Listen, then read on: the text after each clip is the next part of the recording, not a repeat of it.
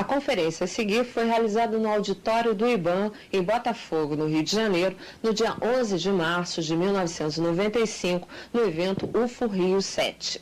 Nesta fita, vocês verão a palestra OVNIs dos Deuses aos Extraterrestres, apresentada pelo ufólogo Marco Antônio Petit. Petit é presidente e fundador da AFEU, Associação Fluminense de Estudos Ufológicos, foi premiado no primeiro Encontro Nacional de Teses Ufológicas, é consultor da revista UFO, já participou de diversos congressos nacionais e internacionais e participou também de diversos programas de televisão e de rádio discutindo a temática ufológica. Na palestra OVNIs dos Deuses aos Extraterrestres, Petit apresenta as evidências da presença extraterrestre desde o tempo em que estes eram considerados deuses, até a atualidade. Boa tarde. É com prazer que mais uma vez estamos aqui no auditório do IBAM para apresentarmos um pouco da problemática ufológica. Nesta oportunidade, vamos apresentar a conferência OVNIs dos Deuses aos Extraterrestres. Na primeira parte, vamos documentar a presença extraterrena no passado, através de uma série de slides que parecem indicar, inclusive, uma ligação direta entre os UFOs e o aparecimento das nossas grandes religiões. Na segunda parte, vamos entrar diretamente no que vem acontecendo de mais importante nas últimas 4 décadas, tanto no Brasil como no exterior. Segundo as últimas estimativas, existem só em nossa galáxia, a Via Láctea, cerca de 600 milhões de planetas com condições semelhantes à da Terra dos dias atuais. Para vocês terem uma ideia, a nossa astronomia já conseguiu confirmar a existência de pelo menos 10 bilhões de tais galáxias. Algumas são menores um pouco que a nossa, outras chegam a ser até 10 vezes maiores do que a nossa galáxia. A posição do nosso sistema solar é de aproximadamente 30 mil anos-luz da parte central. A galáxia toda tem aproximadamente cerca de 100 mil anos-luz de diâmetro. Ou seja, um objeto que pudesse viajar a velocidade próxima da luz, um pouquinho menos, vamos imaginar um pouco menos de 300 mil km por segundo, levaria mais de 100 mil anos, portanto, para atravessar apenas a nossa galáxia. E como eu coloquei há pouco, a nossa astronomia já confirmou a existência de 10 bilhões. E mesmo que o nosso universo seja finito, como alguns astrofísicos ainda defendem, ele conteria no mínimo cerca de 10 vezes mais galáxias, ou seja, um número próximo a 100 bilhões. Isso é apenas para que a gente tenha logo uma ideia da grandeza do nosso próprio universo. Começando então a apresentar para vocês as evidências da própria presença extraterrena no passado, a nível de milhões de anos, nós temos, por exemplo, essa pegada achada no condado de Pershing, no estado de Nevada, na década de 60. Ela foi deixada por uma criatura que tinha muito de semelhante com a nossa própria forma, há milhões e milhões de anos atrás, mais exatamente, segundo os estudos geofísicos, por volta de cerca de 180 milhões de anos. Esta época coincide justamente com um período de tempo em que os chamados dinossauros dominaram o nosso planeta. Isso hoje foi encontrado, como eu falei, na década de 60, solidificada numa camada rochosa. Porém, evidentemente que pegadas desse tipo foram achadas outras também com milhões de anos, inclusive na América do Sul também, e na Ásia e na África. Elas confirmam não só a presença de poucos seres extraplanetários no nosso planeta, na verdade um grande número, porque esse tipo de processo de preservação é muito difícil de se dar. Ou seja, são necessárias milhões e milhões, para não falarmos de bilhões de pegadas desse tipo, sendo deixadas a nível de milhões de anos, para que com o passar desse mesmo tempo grandioso, uma ínfima parte de tais pegadas possa ter tempo de solidificar através de sedimentos, de sedimentação, a partir de infiltrações de água, e a partir disso chegar a vencer os milhões de anos até serem achadas pela nossa civilização atual técnica. Aqui já uma pintura, algo ligado à presença extraterrena bem mais próxima da nossa época. Ela tem aproximadamente 4 mil anos de idade. Ou seja, há 4 mil anos de idade, aproximadamente, um antepassado nosso, que teve claramente um contato direto que nós chamamos de terceiro grau, ou seja, ele ficou frente a frente com a tripulação do disco voador. Depois de ter vivenciado tal experiência, ele simplesmente, como não tinha máquina fotográfica no momento para flagrar, no caso, o que estava acontecendo, posteriormente ele retratou na forma dessa pintura rupestre o que ele viu. Um objeto de forma discoidal, como vocês estão observando, com uma descarga retropropulsiva ou propulsiva para baixo, de forma nevoenta, e já no canto esquerdo inferior, nós já temos então a representação do suposto tripulante, usando inclusive um capacete com anteninhas, como pode ser facilmente observado. Evidências desse tipo, às vezes, são mais objetivas para confirmar a existência do próprio fenômeno UFO do que as fotografias da atualidade.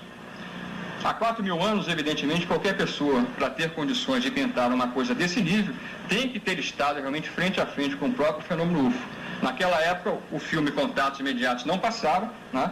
E não havia qualquer tipo de inspiração, né, que pudesse levar nossos antepassados remotos a ficarem imaginando e sonhando com discos voadores. A não ser, evidentemente, que o contato estivesse realmente se dando também naquela época passada. Uma outra representação também bem sugestiva ligada à presença extraterrena também no passado. Isso que vocês estão vendo é uma reconstituição técnica feita por engenheiros espaciais norte-americanos que traduziram para uma linguagem visual técnica atual os chamados Vimanas, os discos voadores dos indianos de 4, 5 mil anos atrás, para vocês terem uma ideia. Eles pegaram textos sagrados antigos e simplesmente conseguiram encontrar detalhes suficientes para montar como seria um desses Vimanas, por exemplo, que vocês estão vendo aqui. Através de objetos desse tipo, é que, segundo os indianos, do passado remoto aqui da nossa Terra, chegavam à Terra os seus deuses, que tinham, segundo a mitologia hindu, formas humanas também. Existe também muita evidência... Alexandre, aumenta a tela. Existe também muita evidência da presença desses seres aqui na Terra no Novo Testamento e também no Antigo Testamento, como nós vamos observar também. Existem muitas passagens, por exemplo, na Bíblia, que realmente, vistas aos olhos da nossa civilização técnica atual, confirmam para nós, de maneira definitiva, contatos tanto de primeiro, de segundo e até de quarto grau mantidos pelos profetas do Novo Testamento e do Antigo Testamento. Uma das passagens mais famosas é aquela que envolveu o profeta Ezequiel, que viveu há cerca de 2.500 anos atrás, aproximadamente. Essa nave que vocês estão vendo, ela foi montada através de pesquisas do engenheiro norte-americano aeroespacial Joseph Brumley, hoje já falecido. Ele quis provar que o Erich von Däniken estava errado ao propor no seu livro Eram os Deuses Astronautas que Ezequiel teria tido um contato com seres extraterrestres. E acabou comprovando justamente o oposto, ou seja, que Däniken aparentemente tinha razão. Cada detalhe que vocês estão vendo nessa imagem pode ser facilmente encontrado no relato do profeta. Isso depois de vocês verem, evidentemente, a imagem já formada por esse cientista norte-americano. O contrário, evidentemente, seria muito difícil. Agora, a partir de vários estudos feitos por esse cientista americano, ele conseguiu montar, como vocês estão observando, todos os detalhes da nave espacial que teria trazido o chamado Jeová, que na visão do próprio profeta Ezequiel, era o tripulante desse aparelho. Segundo esse engenheiro da NASA, essa nave espacial teria sido lançada há 2.500 anos atrás, da órbita terrestre, por uma espécie de uma estação espacial. Seria uma espécie de um modo de descida, de aterrissagem. Agora, interessante é que o Brumley, ele patenteou todo o projeto de pesquisa dessa nave a partir de Ezequiel, em nome dele, porque ele estava certo, antes de morrer inclusive, que os sucessores dele, a nível de direitos, né, a nível de patentes, queriam faturar uma grana bastante interessante junto à própria NASA, porque ele estava convencido que a NASA, daqui a 50, 60 anos para o futuro, vai ter tecnologia suficiente para, de maneira bastante objetiva, reconstituir a nível prático a nave que teria trazido Jeová à Terra há 2.500 anos atrás, como eu coloquei. Quer dizer, de certa maneira, ele roubou, né, o próprio projeto da nave que estava presente na Bíblia, a partir do relato do profeta Ezequiel, né? Uma outra passagem também não muito colocada por outros pesquisadores, já ligada ao Novo Testamento, e evidentemente a Cristo, é a chamada passagem da estrela de Belém. Segundo o relato bíblico, esse objeto voador, essa estrela, né, entre aspas, foi avistada em determinado momento se movimentando e depois parou sobre onde estava o menino, após o seu nascimento, no caso Cristo. Não existe nenhum tipo de fenômeno astronômico, por exemplo, ou nenhum astro que possa apresentar tal tipo de movimentação, ou seja, em determinado momento apresentar movimento e depois simplesmente ficar estacionário. Vários astrônomos da atualidade tentaram, inclusive, explicar a chamada estrela de Belém através de, vamos dizer assim, de teorias astronômicas ligadas a conjunções de Vênus e Júpiter e coisas desse tipo.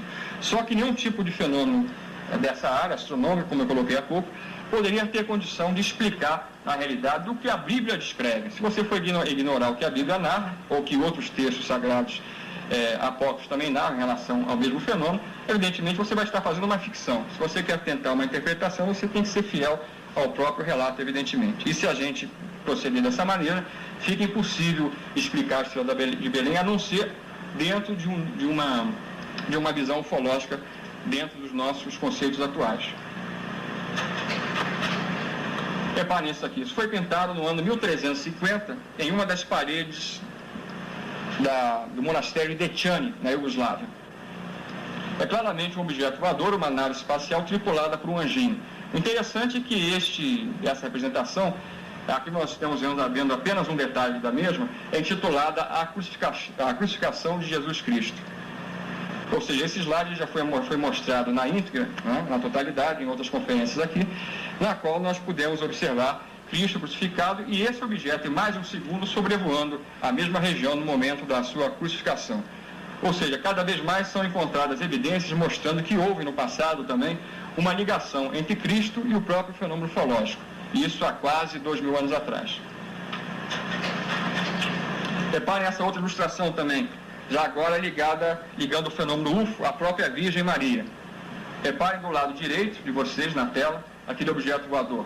Inclusive pode ser notado uma espécie de uma emanação a nível de raiozinhos luminosos a partir da própria estrutura do objeto voador. Quanto mais antigos são as ilustrações que retratam cenas do Antigo e Novo Testamento, mais facilmente nós poderemos encontrar, falando em termos bastante objetivos para vocês, esse tipo de ligação entre o fenômeno UFO e essas passagens religiosas. Agora vamos trazer o fenômeno mais para a nossa época, para os últimos 40, 50 anos pelo menos. Aqui vocês têm uma das mais antigas fotografias já autenticadas confirmando a presença do fenômeno UFO. Essa foto foi batida na noite do dia 25 de fevereiro de 1942, ou seja, portanto, durante a época da Segunda Guerra Mundial. A foto foi batida juntamente com toda a sequência tomada posteriormente a essa tomada que vocês estão observando nesse slide, a partir da cidade norte-americana de Los Angeles. Naquela época, os americanos acreditavam que os UFOs, os OVNIs, ou os espíritos voadores, como eles chamam lá até hoje, em termos populares, fossem armas secretas dos japoneses ou dos alemães. A mesma coisa, depois da guerra, se soube também que o outro lado pensava. Os alemães e os japoneses acreditavam que os UFOs eram armas secretas dos países aliados, né? Dos americanos, dos ingleses, daí por diante. E, evidentemente, hoje nós sabemos que esse tipo de divisão, de lado a lado, evidente, não tem o menor... não procede, não está ligado à realidade. O que vocês estão vendo aqui são holofotes anti-aeronaves, que estavam na época da guerra à volta de Los Angeles, justamente detectando vários OVNIs de forma circular, como vocês estão observando aqui. A cidade toda foi colocada às escuras, se temendo um bombardeio. As baterias antiaéreas começaram a abrir fogo contra a formação de OVNIs, que passavam lentamente a cerca de 320 a 360 km por hora, quer dizer, estavam bem devagar, né? Nenhum dos objetos revidou o fogo e também nenhum deles foi abatido, uma coisa curiosa. Com o passar dos minutos, a formação desapareceu para não mais ser avistada. Essa foto foi publicada no dia seguinte do fato, no dia 26 de fevereiro de 42, portanto, no jornal Los Angeles Times, juntamente com toda a história do caso. Já agora uma foto liberada oficialmente pelo projeto Livro Azul da Força Aérea Americana, que estudou o fenômeno durante quase 20 anos. Uma foto já de um objeto que tem a forma de ovo, né? A forma discoidal, que muita gente pensa que é a única dessas naves se apresentarem, na realidade é apenas uma das mais comuns que esses objetos costumam apresentar. Inclusive, objetos desse tipo, com a forma de ovo, nos fazem recordar uma série de mitos e lendas do nosso passado, inclusive ligados a povos indígenas sul-americanos, que fazem menção à chegada de deuses de aspecto humano, que chegavam à Terra trazendo grandes conhecimentos para os nossos antepassados, no que era chamado naquela época, há 1.000, 2.000 ou 3.000 anos atrás, em ovos voadores, né? Ou seja, o mesmo fenômeno UFO da atualidade, né? Acontecendo no passado remoto da nossa civilização. Vamos continuar então. Já nesse slide nós já temos uma fotografia batida no ano de 65, também nos Estados Unidos. Como vocês estão vendo, já se trata claramente já de um objeto de forma discoide. Quando nós observamos um objeto desse tipo ou de outra forma qualquer à noite, evidentemente a gente não pode ter a certeza de que o que nós estamos observando é a forma total do objeto. Muitas vezes é apenas o campo luminoso, que às vezes muda até de padrão, né, que envolve a própria nave. Esse campo luminoso parece estar claramente relacionado ao processo propulsivo da própria nave, do próprio aparelho. Essa foto foi uma das primeiras a ser analisada através de métodos computadorizados, confirmando-se a sua autenticidade. A foto foi batida próxima à cidade de Simblin, nos Estados Unidos, como eu falei, no ano de 65. Uma outra foto já bastante ampliada também. Eu vou dar um recado. O senhor Alberto Henrique está aqui no auditório? Alberto Henrique? Não. Não. Aqui nós já temos, como eu ia colocando, uma outra foto batida também nos Estados Unidos, só que bem mais ampliada do que as anteriores que vocês observaram. Se trata apenas de um objeto e mostra justamente esse tipo de coisa que eu falei há pouco para vocês. Ou seja, quando nós batemos uma fotografia de um objeto desse à noite ou estamos observando diretamente o mesmo, a gente vai notar na foto, após a revelação ou diretamente ao vivo no momento da observação, apenas a parte do objeto que está emitindo luz suficiente para ser percebida. É o caso dessa foto. Essa foto foi batida por um garoto de 7 anos de idade na época, chamado Alan Smith, a partir da cidade norte-americana de Tulsa, no estado do Oklahoma. E agora uma prova a nível de radar também, confirmando a realidade material física desses objetos. Nós temos aqui 7 OVNIs sendo detectados nas proximidades do chamado Triângulo das Bermudas, no ano de 54. E esse documento visual foi liberado pelo próprio projeto Livro Azul, da Força Aérea Americana. Muitas vezes a pessoa pode estar observando um UFO e esse não é detectado pelo radar. E às vezes a gente não observa nada, em termos visuais, mas os radares, por exemplo, de um aeroporto podem estar detectando esse aparelho. Existem casos também que em determinado momento o mesmo UFO era detectado ou não também através do radar. Não? Quer dizer, posteriormente poderia estar sendo. Não? Já outro tipo de prova material da existência do fenômeno, uma marca de pouso. Aqui uma plantação de soja, que vocês estão observando, né, com efeito aparentemente a partir do pouso de uma nave dessa que havia sido observado, não pousada, mas em voo na noite anterior, no ano de 68, lá nos Estados Unidos. Uma foto já bastante interessante, também analisada e confirmada através de computadores quanto à sua autenticidade, batida no ano de 71, a partir da Áustria. Essa foto faz parte de uma sequência de várias fotografias. Toda a sequência foi analisada e confirmada também como autêntica. Já uma foto batida aqui mais perto de nós, na Colômbia, no ano também de 71. Muitas vezes a gente observa objetos que parecem praticamente não refletir a luz solar. E eles aparecem tanto visualmente como uma fotografia dessa maneira, com uma forma escura. Né? Agora reparem que mais uma vez nós estamos diante também de uma forma discoide. Né? Uma outra marca de pouso já agora de um caso australiano. O objeto aparentemente girava em torno de si. E após a sua partida deixou esse tipo de evidência material física da sua própria presença. Muitas vezes essas áreas afetadas por pousos passam a apresentar uma emissão de raios gama normal, tipo 5, 10 vezes a emissão normal do próprio terreno. Quer dizer, nada de nível que possa oferecer perigo para a vida, seja animal ou vegetal, ou mesmo humano também. Né? Agora, na maioria das vezes, a única coisa que se encontra é o solo totalmente desidratado, como foi o caso desse fato ocorrido em 71, como eu falei, lá na Austrália. A gente pode pegar, por exemplo, um monte de terra dessa região afetada, colocar numa vasilha cheia de água e essa terra simplesmente não consegue se hidratar, ou seja, ela fica boiando na superfície da lâmina d'água. Outra marca também do mesmo tipo, né? O solo ficou totalmente cristalizado. Também um caso americano já agora de 71. Algum tipo de objeto do qual emanou um calor extremamente violento provocou esse efeito aí que vocês estão observando. Isso foi notado também no dia seguinte em que o objeto voador tinha sido observado também sobrevoando esta região. E agora uma fotografia das duas que nós vamos mostrar para vocês, já batidas pelos próprios astronautas norte-americanos em torno da Terra.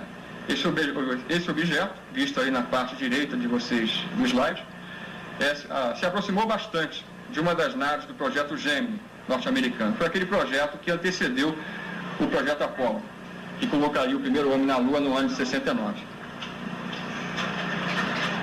Uma outra foto também da NASA, vocês podem ver ali até o número nos computadores da NASA, no seu arquivo, dessa fotografia. um objeto que tinha quase 100 metros de extensão, né? Uma forma bastante inusitada, e essa foto foi batida curiosamente pelo primeiro homem a colocar os pés na Lua, Neil Armstrong, no ano de 69. Momentos antes da nave Apollo 11 deixar a órbita da Terra, eles conseguiram observar e fotografar esse objeto em torno do nosso próprio planeta. Uma foto também batida próximo a uma base da OTAN, na Dinamarca, no ano de 74. Aparentemente, o campo que envolvia o objeto provocou esse tipo de efeito dentro da nossa atmosfera, gerando essa fumacinha ou esse nevoeiro. Segundo as testemunhas, isso não era algo que parecia brotar diretamente do objeto, como se fosse uma descarga propulsiva, mas sim algum efeito gerado a partir do contato, aparentemente, do campo energético que envolvia a nave com a nossa própria atmosfera. Uma outra foto também bastante interessante, claramente de forma discoidal, como vocês estão observando. E essa foto foi uma das liberadas pelo governo francês no ano de 74 como autêntica. O governo francês, naquele ano, chegou a reconhecer publicamente para a sua população a realidade do fenômeno UFO como algo bastante objetivo. Uma outra foto também francesa da mesma época. O que essa foto apresenta de inusitado são 4 projeções do que a gente chama de luz sólida, em termos da ufologia moderna. Essas projeções é que muitas vezes sugam os carros para dentro das próprias naves. As pessoas que observaram esse fenômeno, né, elas têm, que tiveram esse tipo de oportunidade, elas têm a impressão que elas podem segurar nesses jatos de luz. Né? Parecem coisas extremamente materiais. Né? Quer dizer, não se trata, como até foi apresentado no programa de televisão aqui no Brasil no passado, de um trem de pouso da nave, nada disso, tá? São simples projeções de luz. Só que através de uma tecnologia que esse fenômeno acontece, que nós não temos nem a condição de compreender, porque é como se a gente ligasse uma lanterna, eu aqui na direção de vocês, e através de algum tipo de tecnologia eu pudesse limitar a expansão do raio de luz até um certo ponto. Quer dizer, uma coisa que a gente não consegue nem entender como poderá ser realizada no nosso futuro, né? Já aqui agora o sistema que nós utilizamos no mundo inteiro, hoje em dia, em termos de ufologia moderna, para analisar e para aferir a validade ou não das fotografias ufológicas, né? Nós temos vários instrumentos que são utilizados, inclusive um computador para processar as imagens, né? A partir desse tipo de aparato tecnológico, hoje em dia a gente pode dizer com total segurança e certeza se uma foto é fraudada ou não. E se ela é fraudada, qual foi o processo utilizado na fraude. Mesmo que a fraude seja das mais sofisticadas, né? Com o maior aparato possível, esse tipo de realidade, em termos de ser ou não uma fraude, aparece através desse tipo de estudo, né? A gente consegue, inclusive, até medir a distância aproximada em que estava o objeto que aparece, um suposto UFO, por exemplo, da câmera fotográfica. Então, a partir disso, a gente pode até confirmar, por exemplo, se tratava de um modelo atirado frente à câmera ou não, de um objeto de porte maior fotografado à distância realmente, né? Se um objeto, por exemplo, foi pendurado por um fino fio, né, mesmo que ele não apareça na fotografia revelada, o computador consegue revelar esse tipo de artifício, né, de maneira bastante objetiva e clara. Quer dizer, hoje em dia, qualquer pessoa realmente que queira ingressar nesse tipo de procedimento, ou seja, tentar enganar as outras gerando um falso contato, falsas fotografias, essa pessoa, se esse material for colocado para análise realmente, para ser aferido, vai ser desmascarado na certeza, né?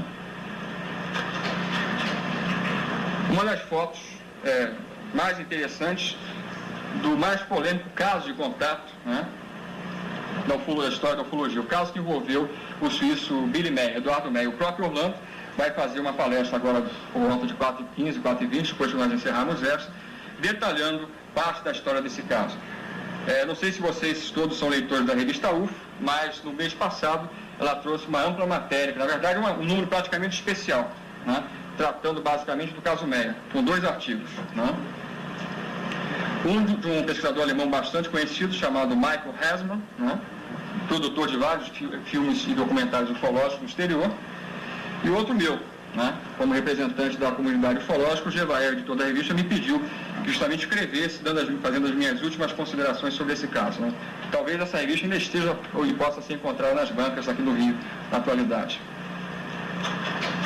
Agora, o que o caso Meyer trouxe, talvez, de evidência mais palpável da sua realidade, na verdade, parte do mesmo, né, já que não é tudo dentro do caso que a gente pode da credibilidade, é essa amostra metálica que vocês estão vendo. Ela tem cerca de 2,5 centímetros no seu eixo maior, não?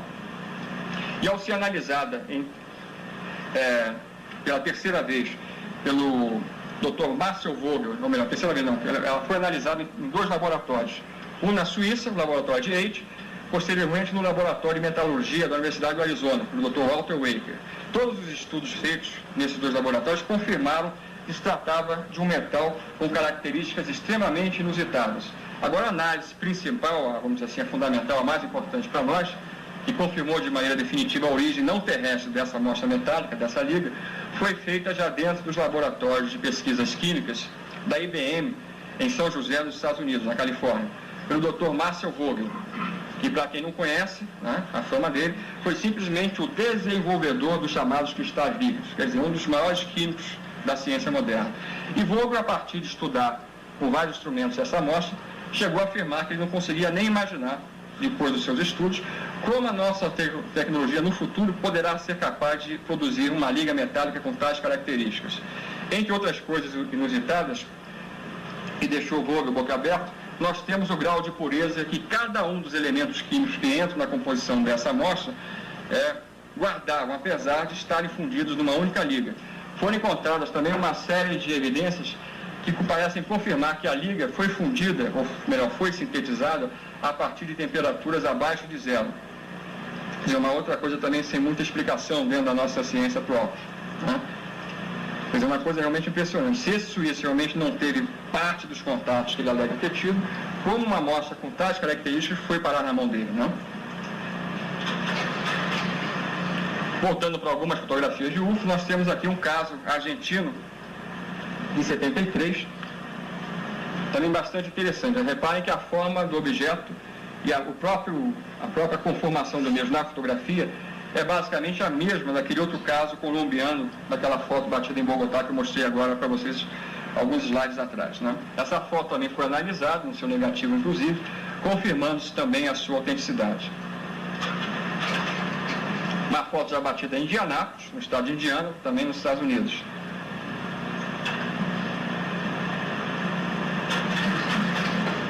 E é uma foto brasileira, de um caso bastante conhecido, que ocorreu em Pameri, no estado de Goiás, no ano de 1978. Essa foto faz parte de uma sequência de várias fotografias conseguidas na oportunidade.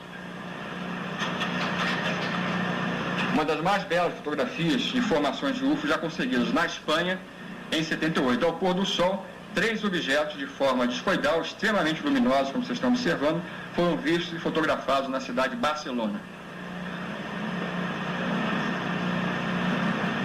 Ilustrações desse tipo nos fazem também recordar alguns mitos do nosso passado, ligados a indígenas também, e povos, inclusive da Oceania, que fazem menção a deuses que também, mais uma vez, segundo as mitologias, tinham formas humanas que chegavam à Terra trazendo conhecimentos ligados à agricultura, principalmente, no que era chamado naquela época remota, nível de passado, de pratos de fogo voadores. Ou seja, mais uma vez, coisas semelhantes aos nossos UFOs da atualidade.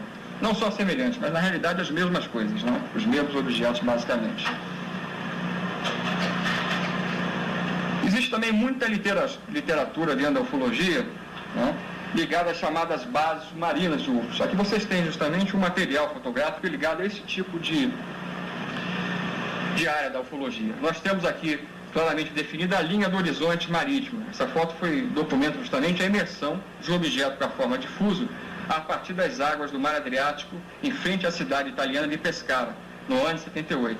Antes dessa foto ser batida, na verdade, antes desse objeto começar a emergir das águas desse mar, a própria linha do horizonte ficou iluminada com uma espécie de uma linha azulada. Cerca de 4.000 pessoas acorreram para o litoral de Pescara para observar aquele fenômeno inusitado. E logo depois a tal linha desapareceu e objetos desse tipo, que não foi só esse, detalhe importante, começaram a emergir das águas do Mar Adriático, às vistas de 4.000 pessoas aproximadamente.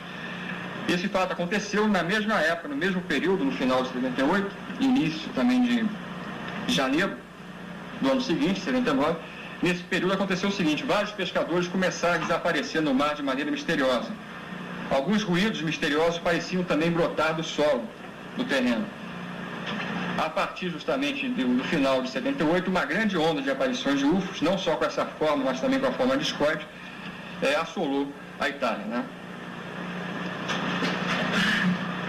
Agora vamos mostrar para vocês rapidamente também um outro tipo de fotografia que a gente que trabalha dentro da ufologia acaba invariavelmente tendo contato. Na realidade, a gente pode até dizer para vocês o seguinte: para cada 10 fotos que chegam até nós para análise, não só para mim, mas para qualquer pesquisador do Brasil no exterior, uma, na realidade, seria de um objeto voador não identificado, claramente qualificado.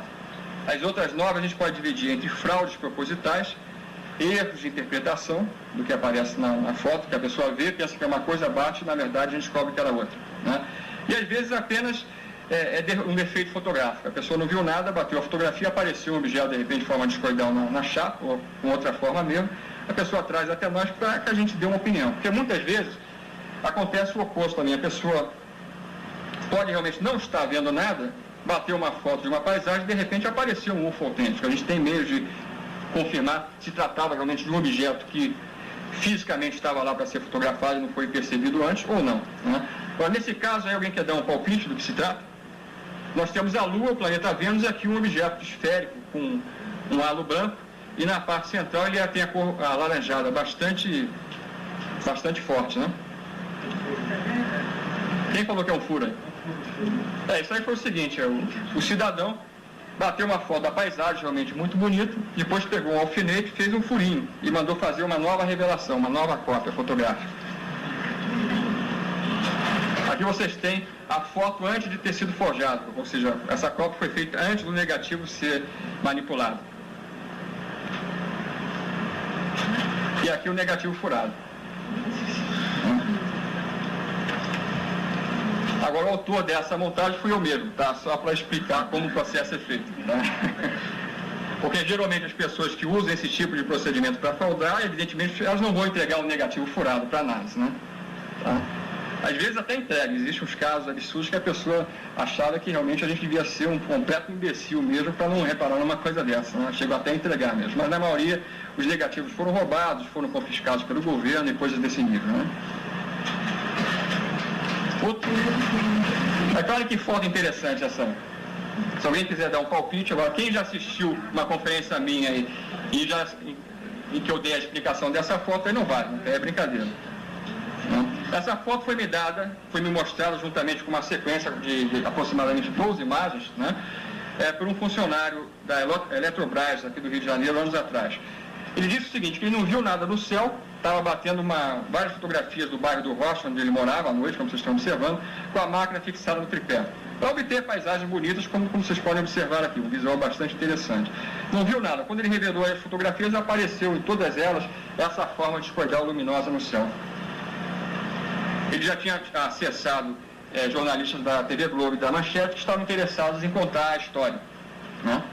E ele antes me pediu, viu um anúncio de um evento meu no Globo, na época, ou no JB, não me lembro direito, ele me pediu para que eu desse uma opinião sobre a fotografia e se valia a pena ele levar adiante a divulgação do material, né? Me trouxe os negativos originais, né, que é uma coisa que a gente sempre pede. Eles estavam limpos, não havia nenhum tipo de sinal de trucagem, né, de manipulação dos mesmos, e me trouxe as fotos já copiadas, né? Essa, inclusive, ficou comigo em definitivo. O que vocês estão vendo aqui é simplesmente um reflexo gerado na objetiva da câmera fotográfica utilizada por ele, pelo conjunto de luzes que vocês têm ali do lado direito de vocês, na parte inferior do slide. Quando você expõe um filme durante vários segundos com a máquina fixada no tripé, dependendo do tipo de objetiva da câmera fotográfica e do tempo de exposição que se dê, a gente consegue gerar uma imagem falsa, distorcida, né, a partir de reflexão dentro da própria objetiva da câmera, que pode tomar as formas mais variadas, dependendo do ângulo da própria incidência da luz. Agora, sempre que se tratar de um reflexo, se nós imaginarmos uma linha dividida por 2, que parta do objeto até as outras fontes luminosas, a linha que a gente conseguir dividir por 2 e encontrar, a partir dessa divisão, o centro focal da fotografia, de um lado a gente vai ter imagem falsa e do outro lado, no lado oposto, as próprias fontes de luz ou a fonte de luz responsável pelo reflexo, né? Nesse caso não se tratou de uma fraude. Ele me procurou justamente para que a gente pudesse descobrir, né, de que se tratava, né? Nesse caso, como eu coloquei, apenas um processo de reflexo gerou essa imagem. Um outro tema também, cada vez mais atuante dentro da ufologia mundial, principalmente nos Estados Unidos e no Canadá, são as chamadas mutilações de animais. A cada dia que passa, mais evidências vão sendo apuradas pela pesquisa ufológica canadense e norte-americana principalmente, confirmando uma ligação possível entre o fenômeno UFO e essas mutilações. Esses animais são encontrados sem uma gota de sangue, na maioria das vezes, né? Os próprios abutres não se aproximam das carniças, né? O próprio processo de putrefação da carne desses animais é bem retardado em relação ao que seria de esperar normalmente, né? Quer dizer, uma coisa totalmente inexplicável. E algumas dessas vezes, né, pessoas alegaram avistar luzes misteriosas no céu nas noites que precederam a descoberta do gado vitimado, por exemplo. E os cortes realizados, né, lembram muito cortes feitos a laser, a gente não pode entender de outra maneira. São retirados, às vezes, todos os órgãos internos, apenas por um orifício pequeno, às vezes de 2, 3 centímetros, de uma maneira totalmente inexplicável. Agora, isso, evidentemente, que parece ser um procedimento, se existe realmente uma base nessa ideia de que são UFOs que estejam por trás disso, e eu pessoalmente acredito nisso, existe um procedimento que estaria sendo utilizado não pela totalidade do fenômeno UFO, mas de uma parcela, de uma civilização única que tem alguma necessidade de se nutrir a partir, por exemplo, das vísceras e do sangue dos nossos animais, né? A gente deve sempre ressaltar que o fenômeno UFO é altamente diferenciado. Existem seres chegando até nós a partir dos mais variados interesses. Alguns interesses extremamente positivos e outros até vêm aqui apenas nos piratear, vamos dizer assim. Ou seja, retirar do planeta da própria vida que nele existe, o que é importante para eles, seja para finalidade experimental ou não. Voltando para fotografias, não agora uma foto, mas um fotograma de um filme rodado no dia 17 de setembro de 1985, a partir da capital argentina, Buenos Aires. Que vocês têm uma ampliação desse fotograma. Esse objeto, inclusive, foi perseguido por 3 caças Mirage, de bandeira argentina. Aproximadamente cerca de 5 milhões de pessoas puderam testemunhar as evoluções desse objeto nos céus da capital argentina.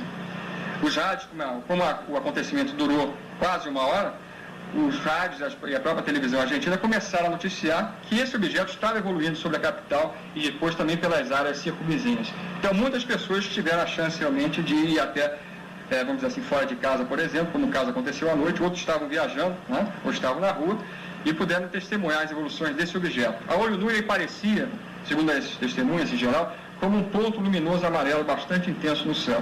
Agora, a partir da ampliação de um dos fotogramas do filme, de um dos filmes, a gente conseguiu obter a imagem aparentemente real da própria nave. Seria um objeto de forma discoidal, como vocês estão observando, mas com uma espécie de um prolongamento, de uma torrezinha em uma das suas extremidades, né? Aquela ideia de que os UFOs só aparecem no interior, em locais desabitados e para pessoas incultas, é uma das coisas, um dos mitos mais falsos, se formos ver como a coisa acontece em termos reais dentro da ufologia. Pelo contrário, boa parte das fotografias de UFOs e de filmes foram feitos sobre grandes centros. Uma foto já que acabou desencadeando teve por sequência uma grande onda de aparições já nos Estados Unidos, a partir do ano de 86, a partir da cidadezinha de Gulf Breeze, na Flórida, um dos ápices do chamado Triângulo das Bermudas. Esse objeto foi batido por uma jovem senhora, né, no ano de 86, mas ela divulgou essa foto, mas não quis se identificar, não quis que o seu nome fosse vinculado ao caso. No ano seguinte, quer dizer, na verdade, um pouco menos de 12 meses depois, o mesmo tipo de nave começou a ser fotografado por um outro norte-americano morador da mesma área, Gulf Breeze, chamado Edward Walters. Esse cidadão, depois veio a se saber, teve uma série de contatos desde a infância, através de hipnose veio a se saber disso, né? Vinha tendo contatos desde a infância, sendo levado para dentro de naves espaciais desse tipo, inclusive. Ele conseguiu cerca de 40 fotografias entre o final de 87 e o início de 88. Vocês vão reparar que as próximas fotos apresentam basicamente a mesma nave fotografada por essa outra testemunha 1 ano antes. É exatamente a mesma coisa, né?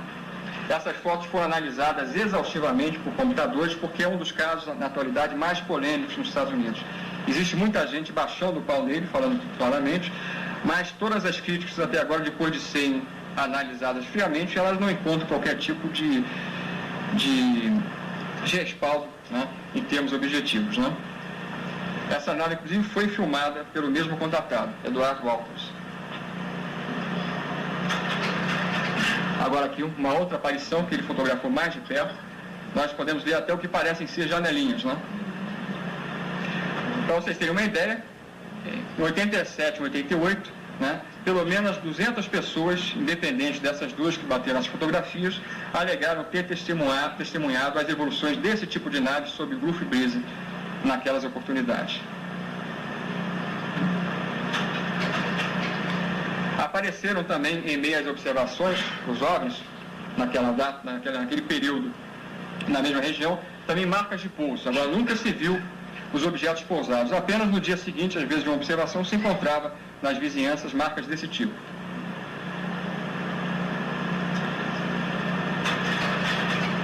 Já agora, uma coisa já do outro lado, né?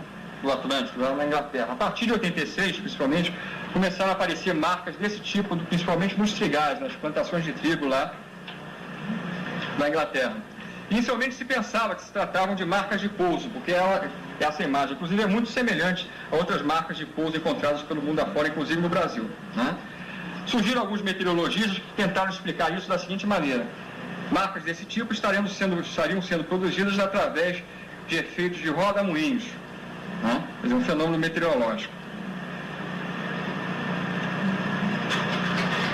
Agora, com o passar do tempo, as próprias marcas começaram a, vamos dizer assim, a se tornar mais técnicas, quer dizer, menos vulgares.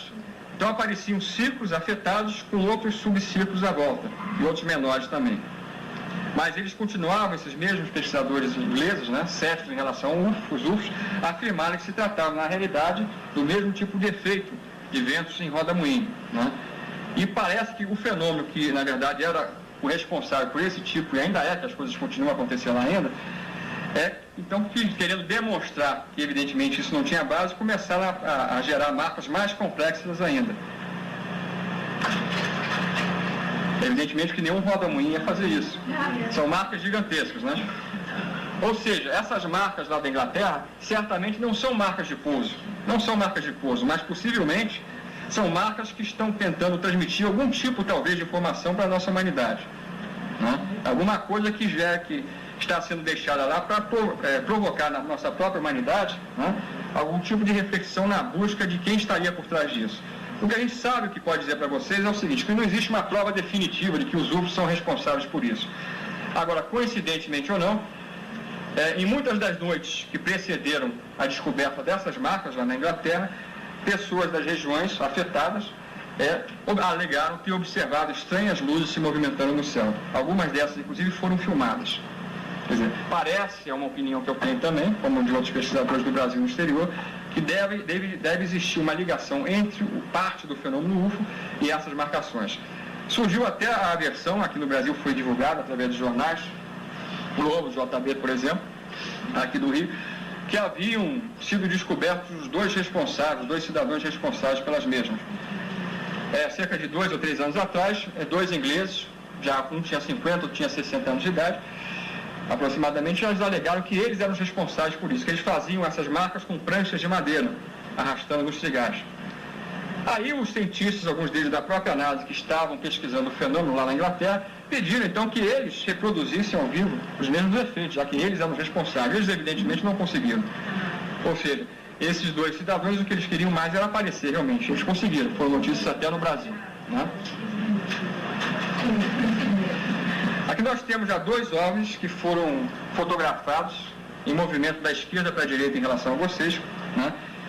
Esses objetos tinham uma forma semelhante à de ovos, né? Essa foto foi batida em 1990 a partir da Alemanha. É só para vocês verem que as formas são das mais variadas, inclusive, dessas naves. As mais comuns são objetos com a forma de discoide e a forma esférica. E depois vem a forma de ovo, que eu já mostrei para vocês também. Aqui já é uma outra prova de contato com radar, só que agora vocês já estão vendo uma foto batida da tela de radar de um avião de fabricação americana, um caça F-16,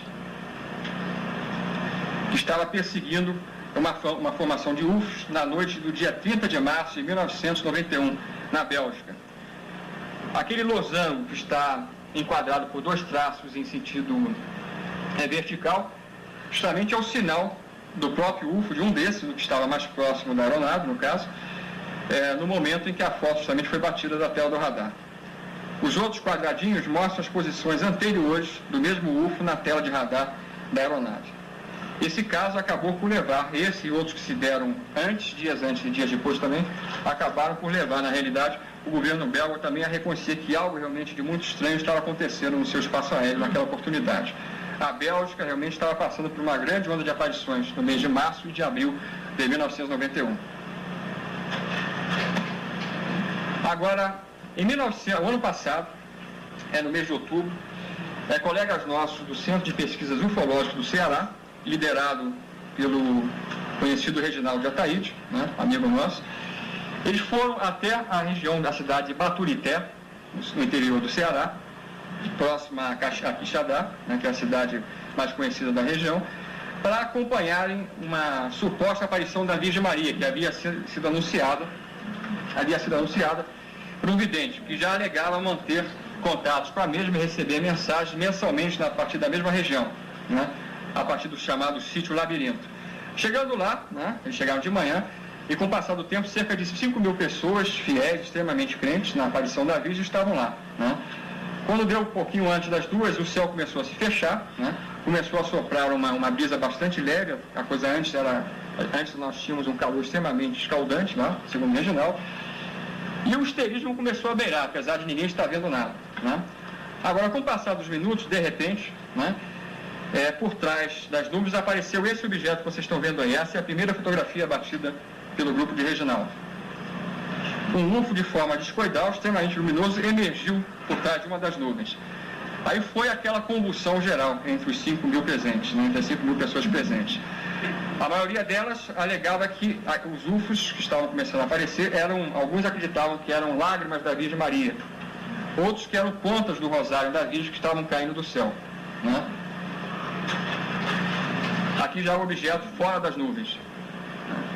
Os cálculos indicam que essas naves, que foram fotografadas 4 naves exatamente com a mesma forma, o mesmo tamanho, teriam aproximadamente cerca de 30 metros de diâmetro, né? E no meio dessa observação, daquela convulsão toda, né, de muita confusão, o Reginaldo, ele é radialista, para quem não sabe, né, e trabalha numa rádio lá no Ceará. Então ele estava também fazendo uma gravação, né, para essa rádio, a nível de áudio. E no meio daquela coisa toda, então ele começou a afirmar que o que estava aparecendo lá não era uma aparição mariana, ou seja, uma aparição da Virgem Maria, mas eram UFOs. E quando se percebeu o que ele estava alegando, né, e tendo que gritar para aparecer na gravação devido à confusão presente, ele começou a ser chutado, agredido, chamado de herege, daí para baixo, né?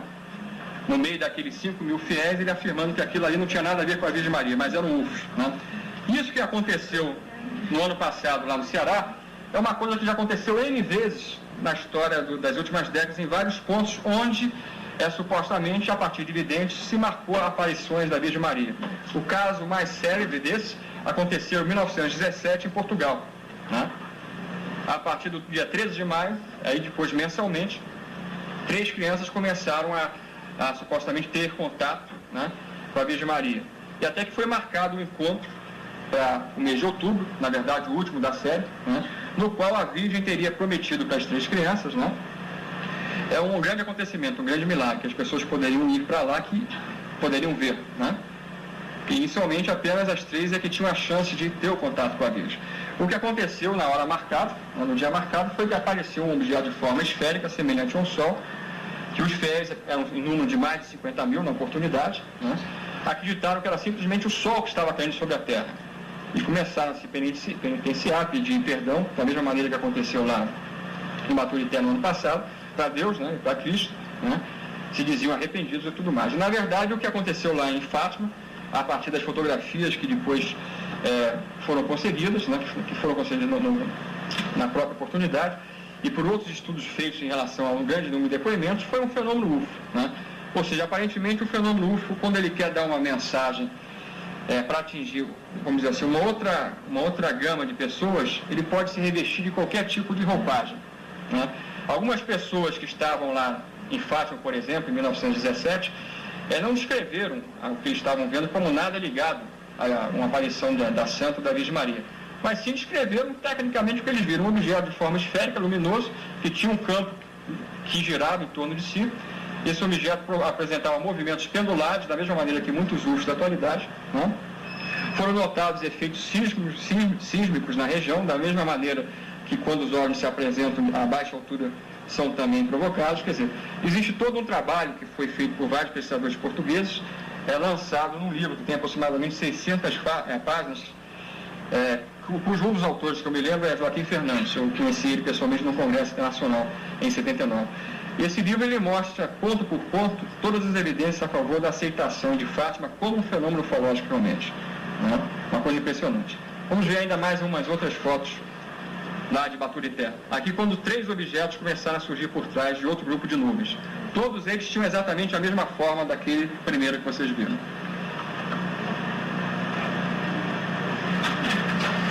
E aqui já o realce feito por computador da imagem de um dos UFOs. Agora o próximo slide vai retratar para vocês, vai mostrar a reconstituição da forma real do objeto dessas naves. Como eu coloquei, todos tinham exatamente a mesma forma. Como ele seria, se a gente tirasse, conseguisse eliminar aquele campo luminoso que o envolvia, né? Como eu coloquei, essas naves que apareceram em Baturité no ano passado teriam, segundo o Reginaldo e seus companheiros, cerca de 30 metros de diâmetro. O vidente marcou outros encontros para os meses seguintes, o próprio Reginaldo retornou lá com seu grupo, mas nada mais foi observado.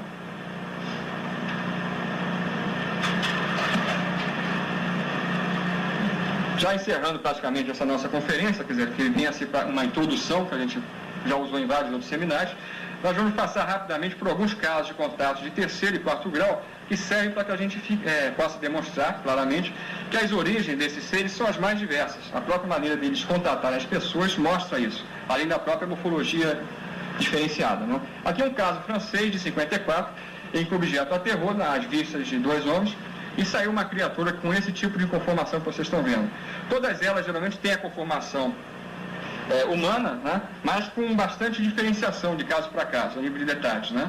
Tem os 2 braços, 2 pernas, tronco, nossos membros, a cabeça normalmente. Agora, os detalhes como tamanho, né? Textura da pele, né? Isso aí varia muito de caso para caso. Outro caso francês, curiosamente do mesmo ano, mas de contato já com um ser totalmente diferente. Um ser de baixa altura, que tinha 1,20 m aproximadamente. As crianças que saíram da igreja começaram a tirar paus e pedras na pequena criatura, que rapidamente se refugiou dentro do UFO, que partiu sem fazer o menor ruído, né? E foi perdido de vista em questão de poucos segundos. Geralmente, quanto mais diferenciados da forma humana são esses seres, mais, vamos dizer assim, impactante para as pessoas que mantêm o contato. Nesse caso, um caso que o próprio Livro Azul da Força Aérea Americana reconheceu como autêntico, foi ocorrido na cidade de Sutton, nas proximidades da cidade de Sutton, nos Estados Unidos. Né? Ou melhor, desculpa, em Kelly-Opesville, não me enganando. Os seres aparentemente estavam revestidos de uma blindagem metálica, porque as testemunhas do caso afirmaram e juraram que chegaram a ter a noção de acertarem com as suas armas de fogo as criaturas, mas elas ouviam um barulho semelhante a uma bala sendo disparada em algum objeto metálico. Né? A partir do impacto, as criaturas pareciam flutuar e depois corriam agachadas para a floresta. Depois eles retornavam como se quisessem entrar novamente na casa deles.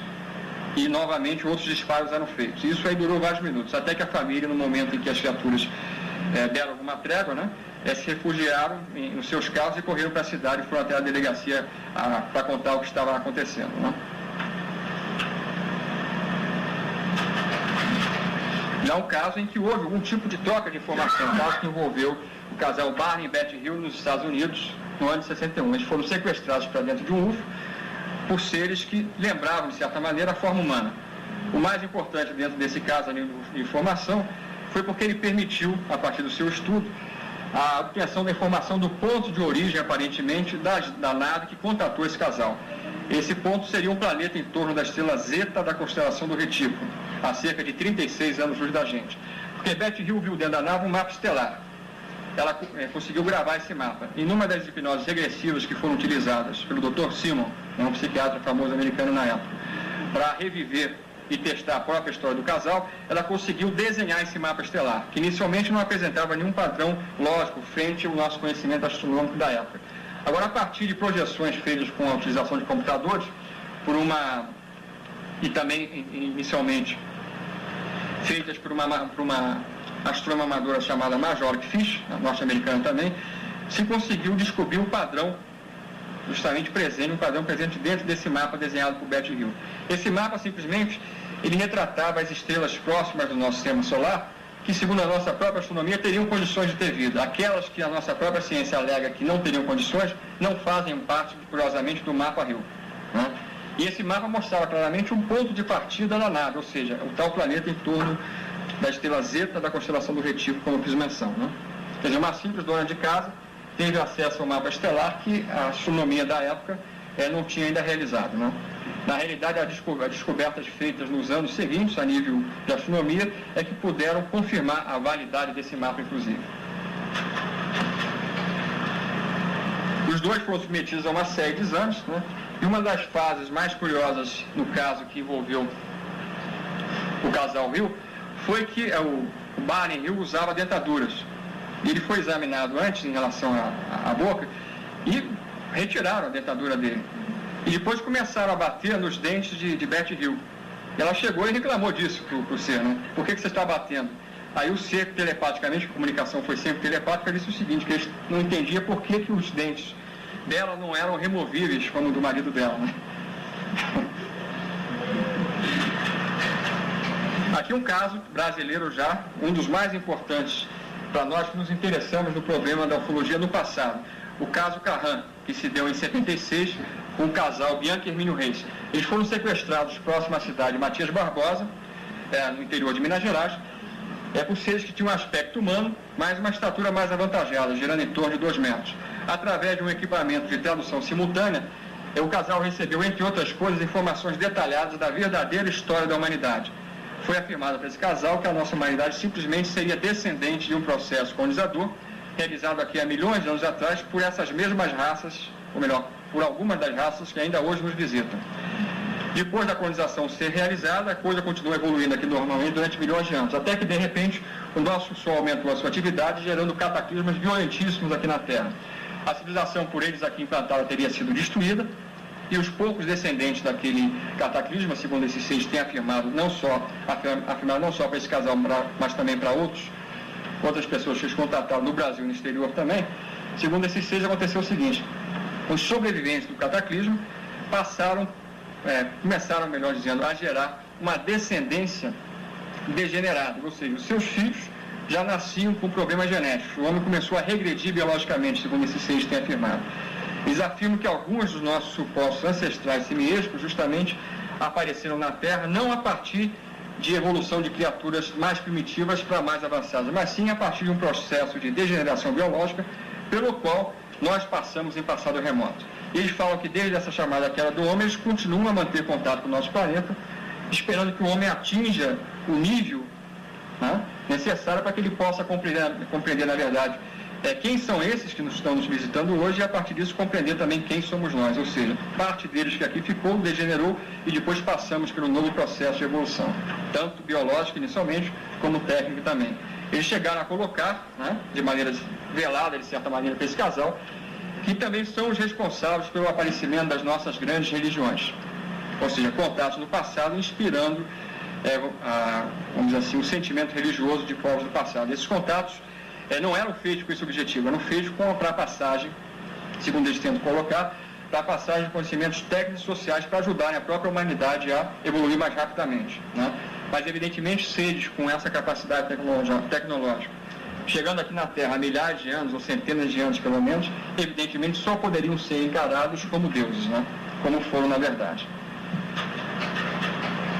Existem outros contatos com seres totalmente diferentes de tudo isso que a gente viu até agora também, em termos rápidos com vocês. São os contatos com os seres conhecidos como Greys, os cinzas, né? Existe muita polêmica da realidade, do interesse desses seres e da maneira deles verem a nossa humanidade, se positiva ou negativa. Agora, um desses contatos, talvez um dos mais impressionantes, certamente, que envolveu Beth Anderson, nos Estados Unidos, ela teve vários contatos, várias vezes foi sequestrada, Agora, a maior parte desses contatos ela não tinha a menor noção, a menor memória, estava tudo bloqueado. A partir de hipnoses sucessivas, foi sendo reconstituída passo a passo toda a história de experiências ufológicas dela, desde a infância até as últimas, e sempre com seres com esse tipo de conformação. E esses seres, em determinado momento, chegaram a afirmar o seguinte para ela, que eles são os zeladores das formas de vida terrestre, que muitas das coisas que eles fazem em relação à nossa humanidade que geram até uma visão negativa em relação a eles, né? Como se eles estivessem fazendo alguma coisa em termos negativos, na realidade está sendo feito para o próprio bem da nossa humanidade.